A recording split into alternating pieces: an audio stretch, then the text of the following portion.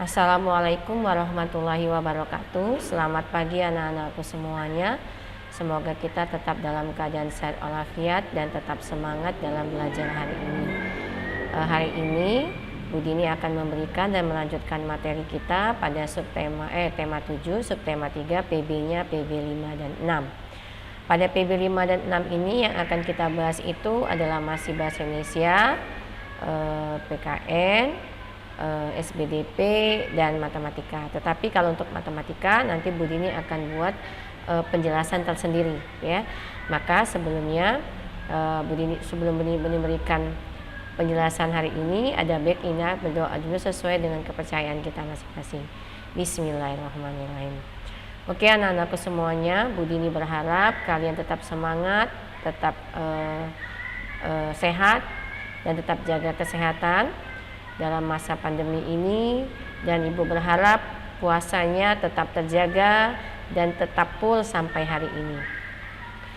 Telah kita ketahui sebelumnya bahwa komunikasi modern atau teknologi komunikasi itu terus-menerus selalu mengalami perubahan dari zaman ke zaman. Ada yang komunikasinya dengan menggunakan daun lontar, ada komunikasinya yang menggunakan dengan kentongan, ada yang komunikasinya sudah menggunakan agak canggih dikit yaitu dengan telegram. Ya, tele itu adalah komunikasi, gram itu adalah tulisan. Jadi tulisan yang komunikasi tulisan. Jadi sudah bisa mengirim surat, tapi dengan waktu yang singkat. Kalau dulu tuh mengirim suratnya waktunya agak lama, 3 bulan sampai 6 bulanan baru sampai ke orangnya. Nah kalau telegram bisa 1 hari. Nah ada yang lebih mudah, ada yang lebih modern lagi yaitu email, electronic mail atau surat elektronik. Itu lebih cepat lagi cara nyampainya. Hari ini kita kirim, detik ini kita ketik, detik ini juga dia sampai ke orangnya. Nah sekarang masih teknologi modern, teknologi perkembangan teknologi yaitu perkembangan teknologi HP, telepon. Nah kemarin Bu Dini sudah membicarakan tentang teleponnya itu dari telepon kabel. Telepon kabel itu kelemahannya tidak bisa dibawa kemana-mana. Sudah itu jadi jangkauannya pun dulu tuh masih belum terlalu luas ya. Nah, pemasangannya pun mau masang telepon juga itu prosedurnya agak sulit. Nah setelah berkembang adalah HP, handphone. Handphone dulu juga tidak secanggih sekarang, dianya masih hitam putih. Yang penting bisa dibawa dulu. Jadi dianya belum bisa foto, belum bisa kirim WA, belum ada WA, belum bisa telepon pakai video call ya, melihat wajah secara langsung. Nah, karena adanya kecanggihan teknologi komunikasi, kita sudah bisa mengirim WA. Nah, itu ada di halaman 135. Halaman 134 dan 35 pada PB5. Nah, ini ya, lihat ini gambarnya bahwa ini kecanggihannya sudah bisa mengirim pesan melalui dengan WA ya, dengan SMS, dengan WA. Kalau dulu kan cuma pakai telepon aja. Nah sekarang sudah bisa WA, sudah bisa kita memasukkan gambar-gambar, emoji gambar yang bagus-bagus ya.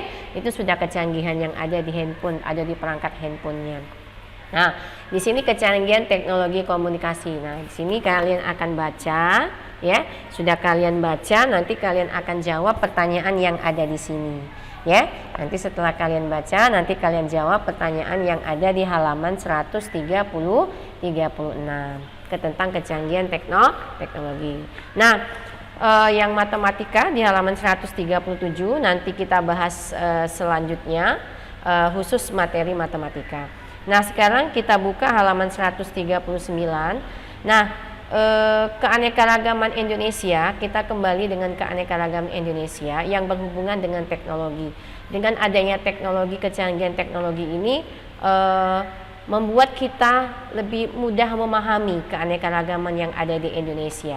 Dari segi tarian, misalnya kita ada pentas seni itu di sekolah, ada pentas seni di sekolah. Nah kita mau mementaskan suatu tarian misalnya dari Bali, tari pendet. kita nggak tahu gerakannya bagaimana. Nah, karena adanya kecanggihan teknologi, kita sudah bisa membuka internet, kita lihat bagaimana gerakan-gerakan tari dari Bali. Bisa juga tari tadi dikreasikan menjadi tarian-tarian yang modern. Jadi sudah ada kreasi, ada tambahan unsur-unsur dari daerah kita tambahkan ke tari pendek, namanya itu tari kreasi. Jadi tidak melepaskan tari yang ada unsur aslinya, tapi kita tinggal menambahkannya sedikit-sedikit saja. Nah, itu kita bisa cari di internet, di HP juga bisa kita lihat langsung, apalagi atau kita carinya di laptop, ya itu merupakan perkembangan teknologi yang modern, yang kecanggihan teknologi. Jadi dengan adanya teknologi ini, dunia itu tak terbatas, namanya globalisasi, dunia tanpa batas. Jadi kita bisa melihat dunia orang lain, kita bisa melihat dan mempelajari kebudayaan orang lain.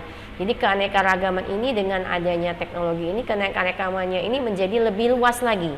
Tetapi ingat anak-anakku semuanya, kita tetap berpegang pada dua prinsip, dua pegangan hidup, yaitu Pancasila dan UUD 45. Dan jangan lupa kita juga berpegang pada dua pedoman agama, ada dua pedoman hidup, ada dua pedoman agama. Pedoman hidup kita apa? Pancasila dan UUD 45. Pedoman agama kita apa? Yaitu Al-Quran dan Sunnah, ya. Jadi walaupun dunia ini tanpa batas, kita harus tetap menyaringnya. Jangan sampai kita di luar jalur Pancasila kita dan di luar jalur agama kita. Contohnya kayak gini, gimana sih Bu di luar jalur? Misalnya kita pengen mempelajari tari kreasi modern. Nah, kita mau lihat tuh kreasi modern daerah luar negeri sana.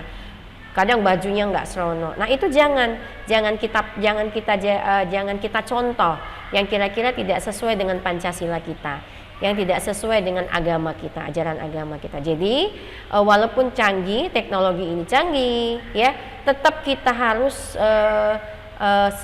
bijak dalam memilihnya, ya. Peranan orang tua itu juga sangat penting. Peranan orang tuanya, mamanya itu sangat penting. Jadi kalau pengen lihat kreasi, harus tanya dulu, mama ini kira-kira cocok ya untuk saya kalau saya mau pentas seni.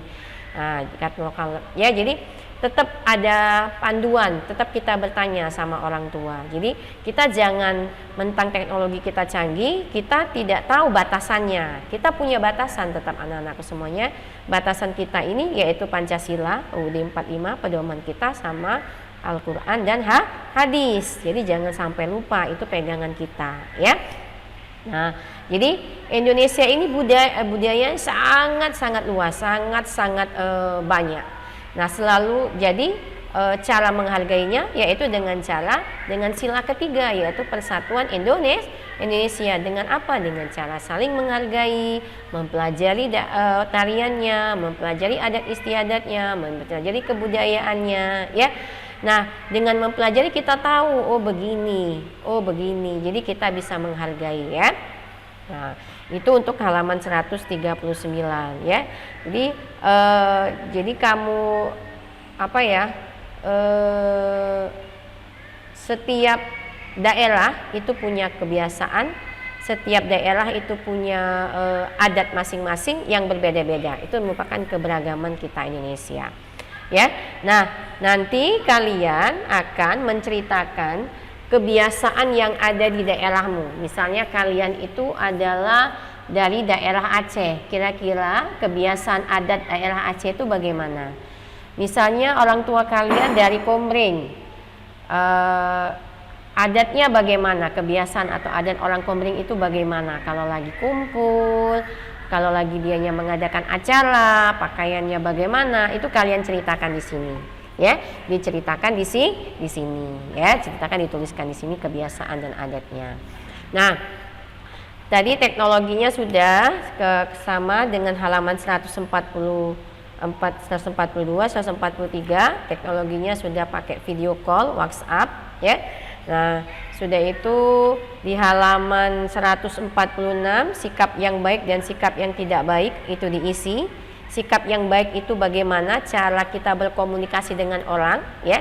Jadi cara berkomunikasi dengan kecanggihan teknologi, cara berkomunikasinya juga harus diperhatikan, jangan oh iya kau di mana ya, oh iya wah kau di mana. Tidak, ada tata keramanya, ada tata kerama cara berkomunikasi yang baik. Itulah gunanya adat istiadat, sopan santun yang diajarkan oleh Pancasila dan agama kita, yaitu ajaran agama kita. Bagaimana cara yang bagus? Jadi nanti dituliskan di sini sikap yang baik dan sikap yang tidak baik dalam berkomunikasi. Ya, dituliskan di sini sikap yang baik dan sikap yang tidak baik dalam berkomunikasi. Nah, yang ini anak-anakku semuanya tidak usah dikumpul di classroom, hanya diisi saja. Bu, yang dikumpul di classroom yang mana, Bu? Yang halaman yang tadi. Halaman 140 tentang kebiasaan adat kalian masing-masing, ya. Sama halaman 136.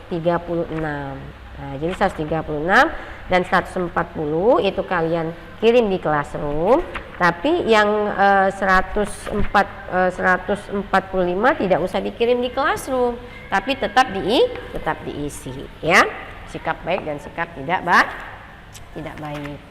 Nah, ya SBDP-nya adalah membuat bingkai atau kartu ucapan atau ucapan ulang tahun. Nah, kartu ucapan ulang tahun ini hanya pelajari saja anak-anakku semuanya bagaimana cara membuat kartu ucapan di rumah. Misalnya lagi waktu senggang, cak mana cara membuat kartu ucapan ulang tahun, kartu ucapan selamat Idul Fitri, ya boleh dibuat. Kan apalagi kita mau dekat nih Lebaran, nah buat kartu ucapan, kata-kata Idul Fitri sama siapa, ya. Nah dibuat dirangkai sendiri oleh kalian. Jadi itu aja materi hari ini. Yang dibahas hari ini adalah PKN, Bahasa Indonesia dan SBDP. Yang matematika itu akan Bu Dini sampaikan besok, materi tersendiri agar tidak bingung, ya anak-anakku semuanya, ya. Itu aja Ibu akhiri dengan wassalamualaikum warahmatullahi wabarakatuh.